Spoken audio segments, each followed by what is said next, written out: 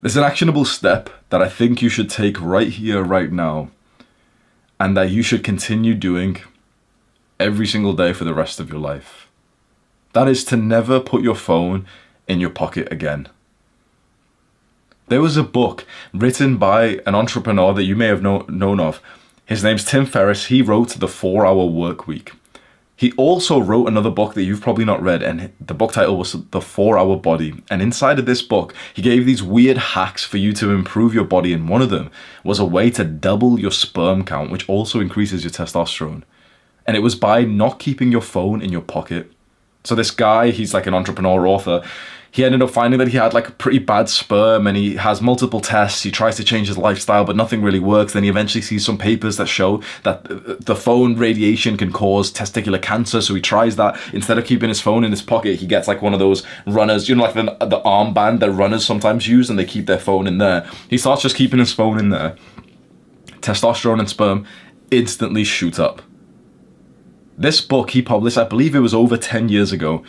I read it years ago and I thought, oh, whatever, that, you know, that's not that important. I doubt it anyway, like, because I've heard that phone radiation, EMFs, 4G, 5G, I've heard those things are completely fine. Did you remember maybe a few years ago there was loads of people talking about whether or not 4G or 5G was unhealthy, you know, like the cellular service of 5G that came out, and there was a debate and people were saying, oh yeah, it is unhealthy. Some people were saying, no, it's absolutely fine, look at the data and stuff. This guy who published this book 10 years ago, I believe more than 10 years, he was absolutely right. And only now some scientists are actually beginning to talk about this. I'm surprised, right? Andrew Huberman's made an episode on this and literally no one talks about it. Keeping your phone in your pocket literally destroys your testosterone and your sperm, and I'm surprised that no one else in the space of like masculinity, self-improvement even knows about this just yet. I'll link it below just so you know it's based on his credibility and not mine, as I'm not a scientist or anything, but I'm just listening to what more intelligent, educated guys are saying. And now, because usually these types of researchers and scientists, they're usually quite modest, aren't they? They usually would say like, oh yeah, this paper kind of shows like something like this, but we need more research. But when there's a scientist that a lot of people like, Andrew Huberman, he's very credible, when he's literally made this video saying that he doesn't keep his phone in his pocket and he never will. He keeps his phone switched off for most of the time because of the fear of the radiation that comes from it. And then here's us. But I literally thought this today. I hope she's not watching this video. But a girl that I dated, she used to keep her phone underneath her pillow at night time. She's probably cheating or something, right? Like, you know, obviously I'd sleep next to her. And she used to literally keep her phone underneath the pillow, bro. The amount of radiation she must have got, she must have lost so many brain cells. But yeah, like your phone, Wi-Fi, Bluetooth, 4G, 5G, the cellular service, these emit like, you know, little radio frequencies that actually harm your health. It's been a debate for the last like decade or so, and everyone's on either side saying that, oh yeah, it's really unhealthy, we need to get away from the 5G towers and everything. And then all the like the smart guys saying like, no, look, the radiation's only 0.12% and you know it can be okay. The thing is, I don't think humans or animals are supposed to have any kind of radio frequency coming. If you imagine the caveman times, there was no satellite dishes in the sky back then. There was no Wi-Fi or 4G. So we didn't know. These are modern inventions for the last 100 years. And we're seeing huge spikes of testicular cancer, of infertility. And this is probably a part of it. Well, it's not probably, like we have the research now. It is a part of it. So this is such an easy, like quick, practical step that you can start today, but you probably do have some limiting beliefs. What are they? First question you're asking is, if I don't keep my phone in my pocket, where do I keep it? Personally, this is exactly what I do.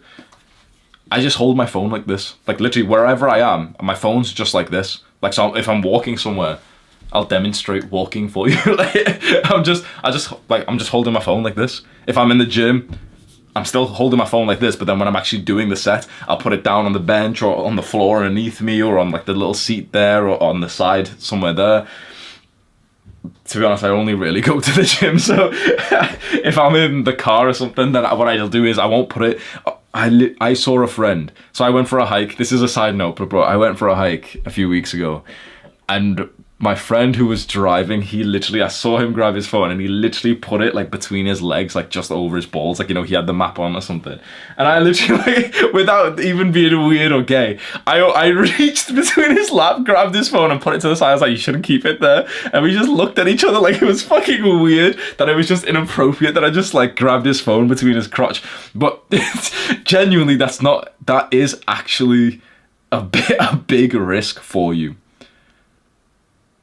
If you want to have children, if you just want to have healthy sperm, if you want to have healthy testosterone levels, I don't think it's wise to keep this like modern technology right there an inch away. Because really visualize this, right? Imagine if you put your phone in your pocket right now. Think about genuinely how close it is to your balls. 1 inch? With that thin piece of fabric in between.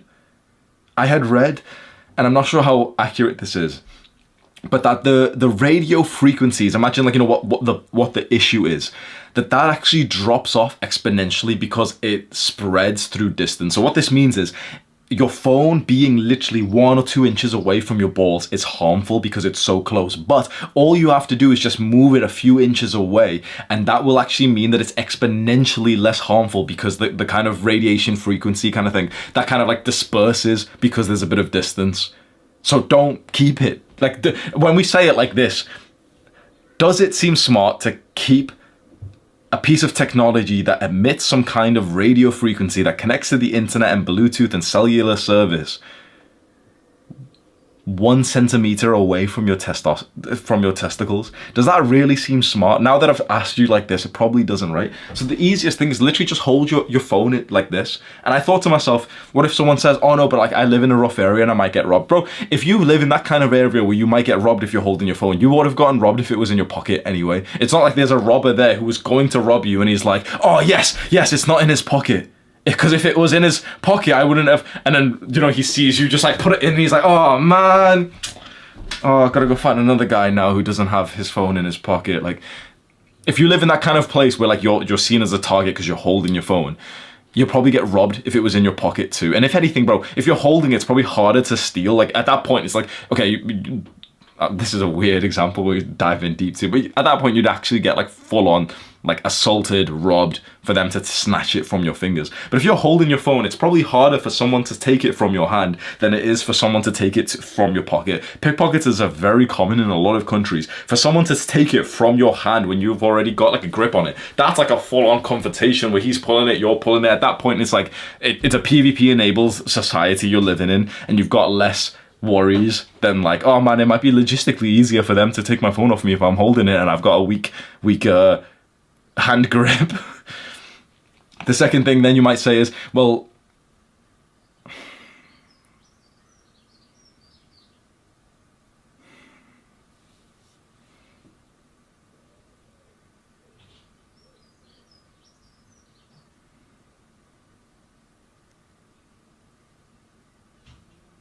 I was just going to pause the video and just like cope for a second, but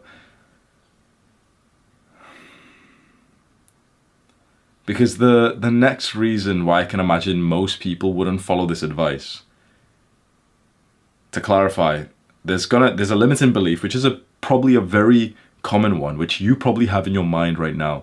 Because I've mentioned you could keep your phone on airplane mode, you could turn off the Wi-Fi and stuff.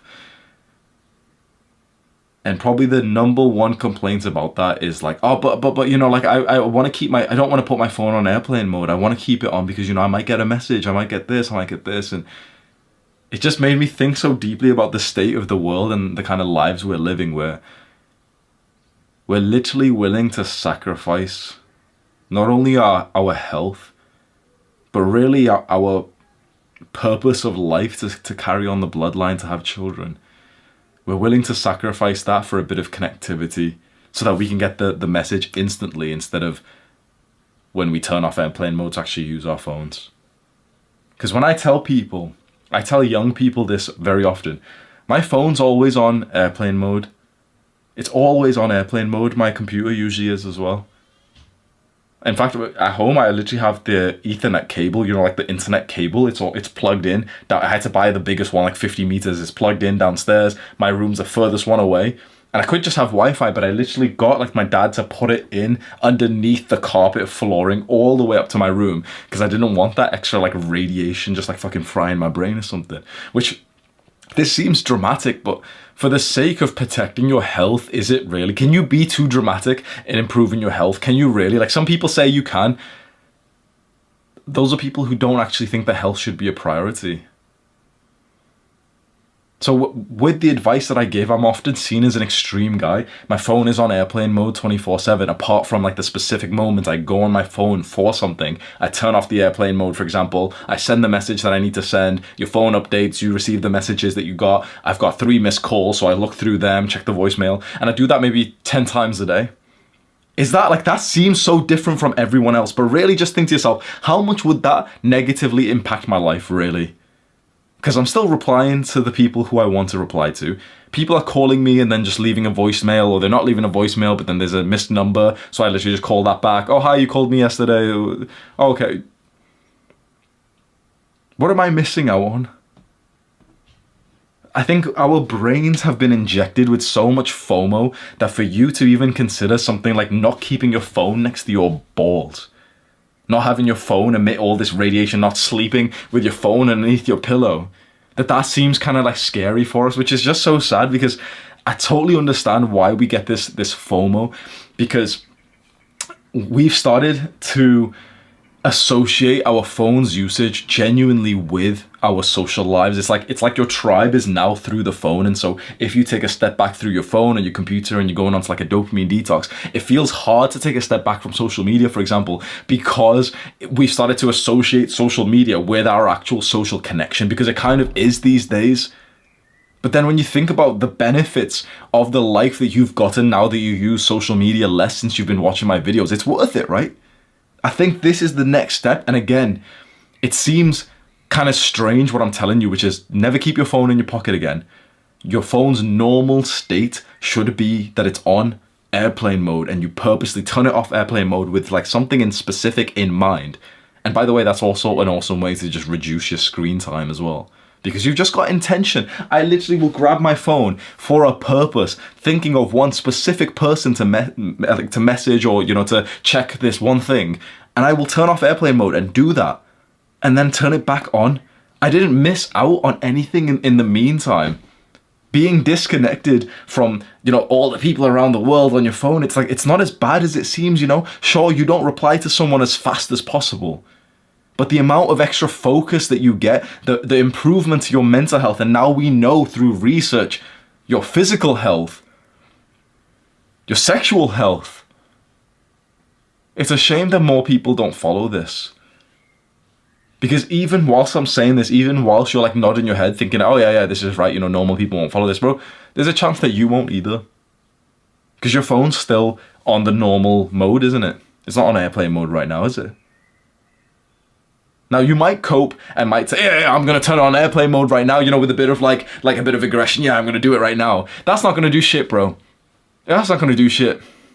Because it's not about turning it on right now and then 2 hours from now you'll turn it off to message someone, and then you'll just forget to put it back on, and you'll go back to living your normal life. Just another self-improvement video for you to mentally masturbate over. If you want to make real changes to your life, which is what I want from you, otherwise these videos, and like, my breath is wasted. You know how much my voice fucking hurt, like my throat hurts after I record for like 2 hours straight for these videos. All for you to just like not even actually use the advice. So I'm not saying with a level of bravado and confidence, put your phone on airplane mode right now and be like, yeah, I'm taking action right now. But I want you to just sit and think deeply to yourself. Do you want to live the life of modern normal people? You don't, right? So then you need to start to see yourself and start to behave like someone who's totally different to them. And you need to be okay with that, because you need to understand there's trade-offs for everything. And so there seems to be a downside with following some of my advice, with detaching away from the Jeffries, with keeping your phone on airplane mode. That means that, if someone messages you, you don't see it straight away. That seems like a bad thing. There's like something you're sacrificing. But what you're gaining is way more productivity. You're gaining more focus in your business, in your work. You want to grow a YouTube channel. You're not getting distracted by these random people, this fucking Discord group chat of your old friends who you don't even like, but you just can't seem to not reply to them. So every now and then you still hop on a game with them. Like, what are you losing if you detach away from that? From your phone a little bit more. When was the last time, and don't bullshit yourself, when was the last time you actually left your house without your phone? It's actually a freeing experience. You could try that as a weird actionable step, which is somewhat related to this video. Just leave your phone, like straight away. What are you fearing now? You're probably thinking, oh yeah, that sounds like a good idea. But what about this? What if there's an emergency and someone messages me and they choose to message me instead of the emergency services? What if there's this? What if someone calls me? It's like you're starting to bullshit yourself. And the truth is, these aren't actually your thoughts. These are the thoughts that have been implanted into your mind by these companies that profit from your fear of missing out. That could be an interesting actionable step for the real 1%ers amongst us who actually take action. Keep your phone inside, take your house key, and just go for a walk with nothing to distract you, nothing to strip your presence away. No earphones. Oh yeah, but I'm just going to listen to an audiobook. Like, just be present with one thing at once, man. And never, ever put your phone in your pocket again. It's not that hard to follow this rule. Literally, wherever you go, just hold your phone like this. That's it. Just hold it like this. It's not difficult. Or just keep it in like a backpack, or just get a purse at this point, bro.